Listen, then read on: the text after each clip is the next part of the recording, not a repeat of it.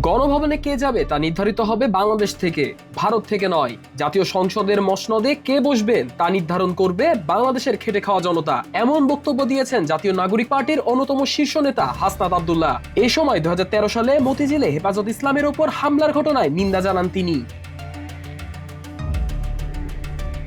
বলেন, স্বাধীনতার এত বছর পরেও আমরা স্টেট ডেভেলপ করতে পারিনি, সুশাসন নিশ্চিত করতে পারি নাই, স্বাধীন পুলিশ ও বিচার বিভাগকে স্বাধীন করতে পারি নাই।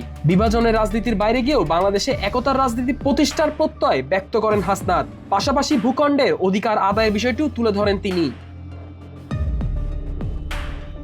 এই সময় তিনি আরো বলেন, আমাদের ছেলেরা যখন রক্ত দেওয়া শিখে গিয়েছে, আমাদেরকে কেউ রক্ত দেওয়া থেকে থামাতে পারবে না। এ সময় প্রবীণ রাজনীতিবিদদের উদ্দেশ্য করে তিনি বলেন, প্রবীণদের অভিজ্ঞতা ও তরুণদের তেজদীপ্ত অকুতোভয় শক্তির মিথস্ক্রিয়ায় আমরা পরবর্তী বাংলাদেশ বিনির্মাণ করব। দেশ থেকে পরিবারতন্ত্রের কবর রচনার কথাও জানান হাসনাত। সবশেষে নতুন ও সমৃদ্ধ বাংলাদেশ বিনির্মাণে জনগণকে প্রতিশ্রুতি দেন তিনি। সমস্যারে ইনকিলাব জিন্দাবাদ স্লোগানের মধ্য দিয়ে তার বক্তব্যের ইতি টানেন হাসনাত আব্দুল্লাহ।